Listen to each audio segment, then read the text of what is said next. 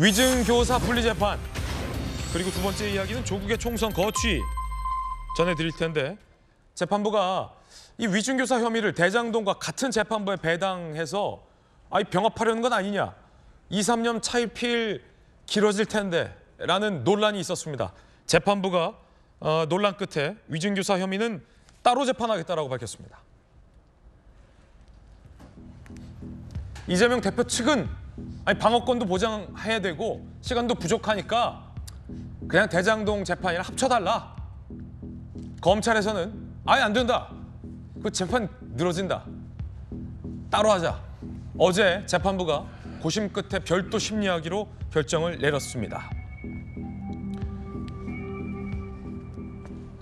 근데 이렇게 되면요, 총선 전에 위증교사와 관련해서 유죄일지 무죄일지가 1심 결과가 나올 가능성이 크고요.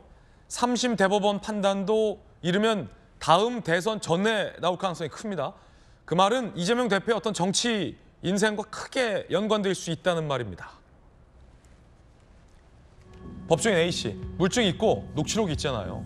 관련 증인도 많지 않아서 위증했다라는 그 증인, 재판 지연 안 될 것이다. 법조인 B씨, 1심에서 금고 이상형 선고되면 총선에도 영향을 미친다라고 분석하고 있습니다. 무엇보다 이재명 대표가 지금 주 2회 재판인데, 김광삼 변호사님, 이렇게 되면 주 3회 재판인가요? 위증교사 재판 별도니까. 그렇죠. 이제 제 3회 재판인데 하금 말고 또 이제 네. 그런데 유증교사를 과연 일주일에 한 번 할지, 2주에 한 번 할지 이제 그건 봐야 할 것 같아요. 그런데 아마 이재명 대표는 2주에 한 번 하기를 바랄 겁니다. 재판이 결과가 빨리 나온 것은 굉장히 부담스럽다고 볼 수가 있기 때문에. 그래서 사실 이제 유증교사죄가 이 합의부에 배당되는 게 맞느냐, 이제 거기서부터 논란이 시작된 거 아니에요? 검찰은 유증교사가 단독 사건이기 때문에 합의부로 가지 않고 단독 사건으로 단독 재판부에 배당이 되면 금방 유증교사 결론이 나올 것이다, 이렇게 예측하고 기소를 했는데, 법원서 이걸 백현동, 대장동 관련된 33부에다가 배당을 해버렸단 말이에요.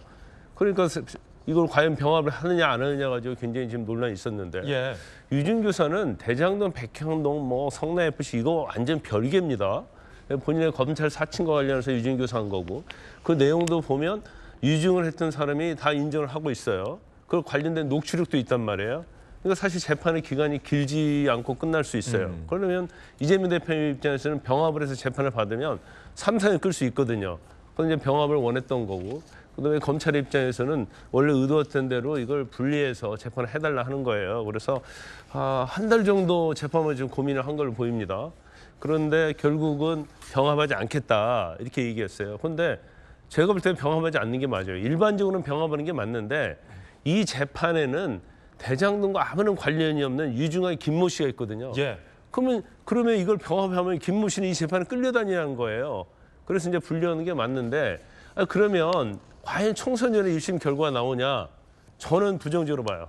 이게 왜냐하면 아무리 재판부에서 빨리 끝나려고 해도 재판이 정상적으로 진행이 되면 총선 전에 100% 나오죠.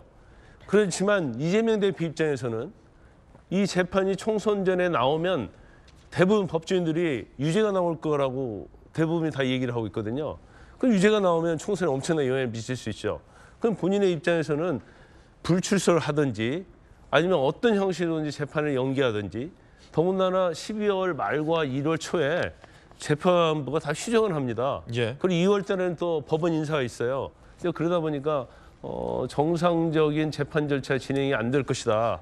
그러면 결국 이 재판도 비록 병합은 하지 않았지만 총선 이후에 선고될 가능성이 크다, 이렇게 봅니다. 그런 이유로 재판이 선고가 돼야 할 재판이 늘어진다면 그것은 바람직하지 않죠. 그에 대한 비판도 상당할 것으로 보이는데, 정상적인 속도와 정상적인 수순으로 재판 결과를 내는 게 맞습니다. 오신환 의원님. 네. 저는 지금 어떻게 보면 사법부가 만들어진 이후에 가장 어떻게 집요하면서도 이 사법부의 재판을 지연시키고 방해하는 그런 모습을 우리가 지켜보고 있는 게 아닌가, 이런 생각을 가져요. 저는 이재명 대표가 그 단식 농성을 할 때도 저것은 본인의 사법부의 재판 리스크를 어떻게 보면은 또 당내에서의 어떤 당대표 지위에 대한 리스크, 이런 것들을 막기 위한 하나의 꼼수라고 저는 계속 주장을 해온 바가 있고요. 실질적으로 그것이 사법부에 영향을 미쳤어요, 결과적으로. 그리고 지금 저것을 계속 병합 심리해달라고 주장하는 것도 아주 그런 집요한 본인들의 사법 방해를 위한 하나의 전략 전술로 저렇게 접근하고 있는 것이기 때문에 저는 재판부가 잘 판단을 했다. 이것을 너무나 심플한 내용 아닙니까? 지금 검찰 사칭과 관련해서 그 김모 씨의 피고인이 이미 그것을 다 증언했고 또 녹취록에 대한 증거가 다 확보돼 있는 아주 심플한 그런 재판이기 때문에 이걸 분리 기소해서 당연히 분리 재판하는 것이 마땅하고 그 과정 속에서 저는 정상적으로 재판이 이루어져서 하루빨리 그 진실이 규명되는 것이 저는 합리적인 사법부의 판단이다 이렇게 생각합니다. 그래서 사법부가 저 교묘한 이재명 대표의 사법 방해 지연 작전에 빠져들지 말고 정상적으로 엄하게 사법부의 판단으로 이 사법 재판이 빨리 이루어졌으면 좋겠다 이런 생각을 갖고 있습니다. 예, 서지현 부대변인, 이재명 대표는 위증교사 의혹에 대해서 진실을 얘기해달라고 말했을 뿐이다라는 주장을 하고 있는 것으로 전해지고 있고요. 위증을 했다라던 그 재판의 그 증인은 당시 경기도지사였던 이재명 지사가 당시 지사가 몇 차례 계속 전화를 와서 내가 전혀 기억이 없는데 그냥 들었다라고 얘기를 해달라. 사실과 다른 이야기를 해달라라고 이 당시 지사가 요구를 했다라며 녹취까지 해놨어요. 그 녹취록이 있고 어떻게 보십니까? 1심 결과. 나온다면. 1심 결과 저도 잘 모르겠습니다. 근데 이제 저는 그 검찰이 예전에 왜 구속영장 신청할 때 이걸 따로 하게 되면 아무런 문제가 없는데 신청할 때는 함께 해놓고 또 분리기소하다 보니까 이재명 대표 측 입장에서는 이게 내가 유죄인데 총선 이후에 이게 시간 끌기가 아니고 왜 이렇게 분리기소해서 총선도 있지만 분리기소하면서 계속 시간에 어떻게 보면 비효율성을 야기시키냐. 그리고 이재명 대표 측 입장에서는 지연 전략을 계속 쓴다고 하시는데 사실 검찰이 이게 계속 수사를 1년 반 동안 계속하면서 법원에 늦게 제출한 부분이 있는 것이거든요. 그리고 지금 김문기 차장님도 안다 모른다가 지금 1년이 넘어가는데 이것도 단순하지만 또 늦게 나올 수 있단 말입니다. 그럼 늦게 나올 때까지 1심 지금 또 계속하면 유죄 확신한다고 그러는데 무죄가 나올 수도 있는 건데 이 부분에 대해서 이게 사실 이재명 대표 리스크인 거거든요. 저는 국민의힘의 그 판사 출신이라든지 혹은 검사 출신께서도 그때 구속영장 가결됐을 때도 이 100% 구속된다 이렇게 했는데 100%가 이게 안 된 거잖아요. 그래서 재판 결과는 아무도 모르는데 아쉬운 점도 저도 이제 이해갑니다. 효율적인 측면에서는 함께 해야 되는 것인데 일단 재판부 입장에서는 분리기소했으니까 재판까지는 또 이런 여러 가지 어떤 추가적인 증거라든지 나오게 되면 또 재판의 악여간 특히 유죄가 또 확실시 될 수가 있고 그 외에 다른 것이 있으면 또 위기가 기회처럼 다시 무죄가 될 수도 있는데 저는 이게 총선에 너무 맞춰서 해석하는 건 좀 바람직하지 않다 생각합니다.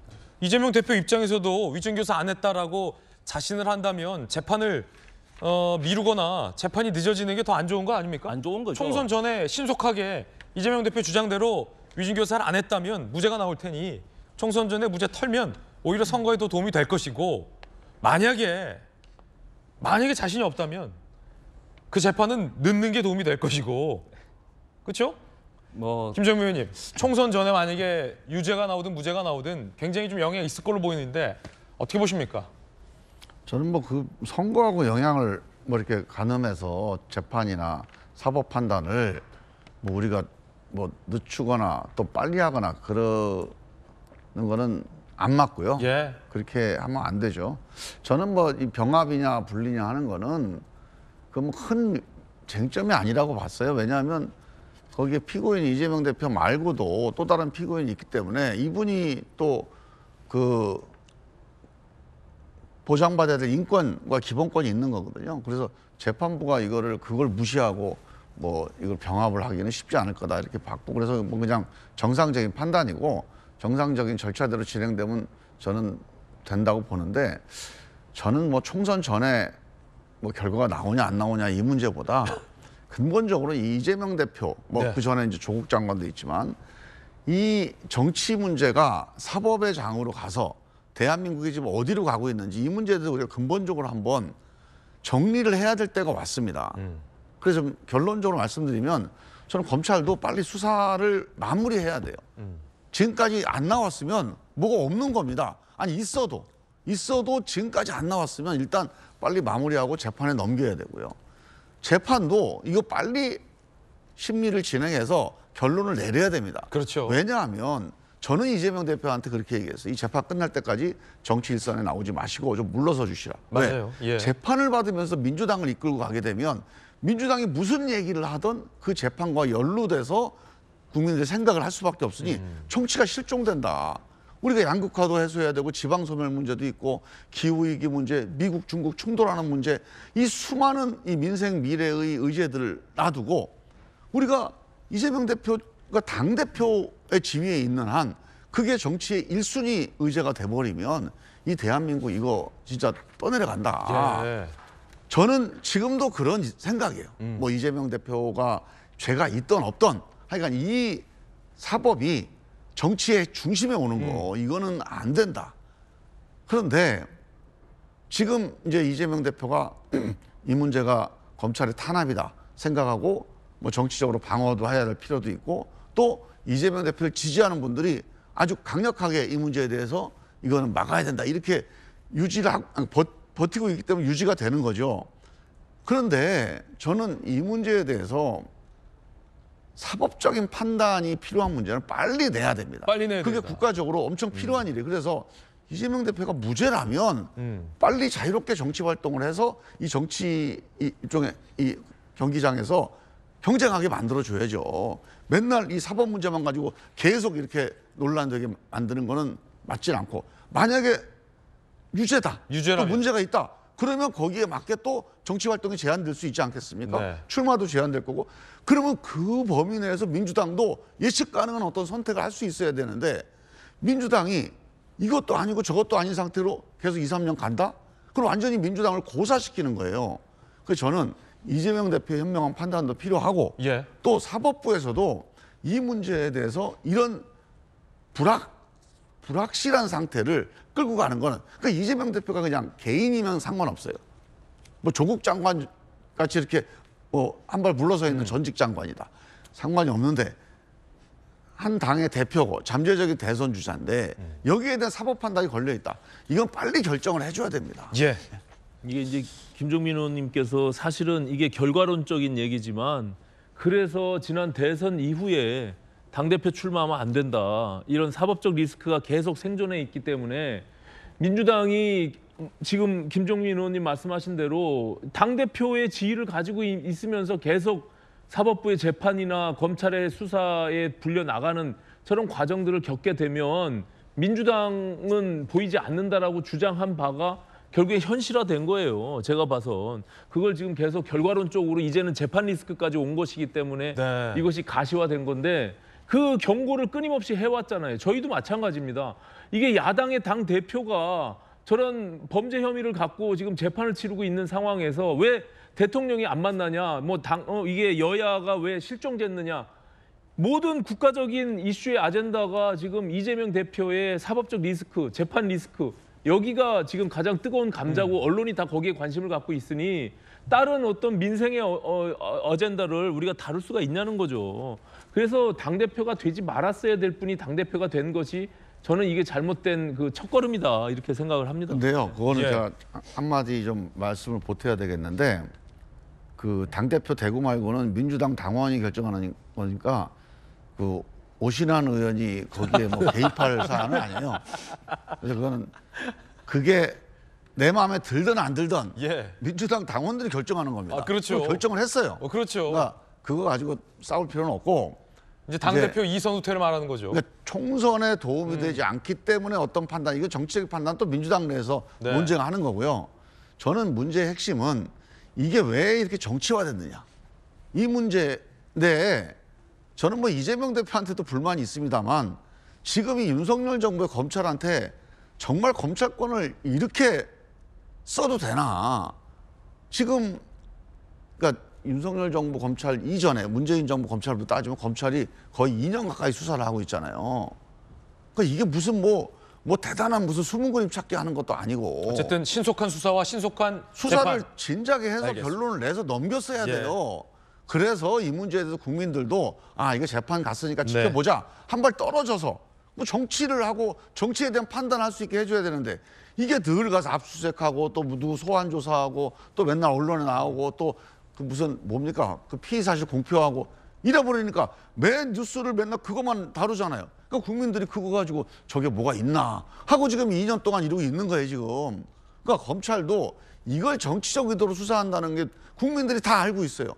그러니까 이게 다 정치를 하고 있는 겁니다. 정치를 해야 될 정치인들은 정치를 안 하고 맨 사법 논쟁하고 있고 또 정치를 안 해야 될 검찰은 정치하고 있고 이게 다 거꾸로 가서 자기 자리에서 벗어나가지고 알겠습니다. 이 원칙과 상식에서 완전히 벗어나 있는 거죠 이게. 당대표 2선 후퇴 그리고 신속한 기소 및 재판을 요구한 김종민 의원과 오신환 의원의 돌직구였습니다.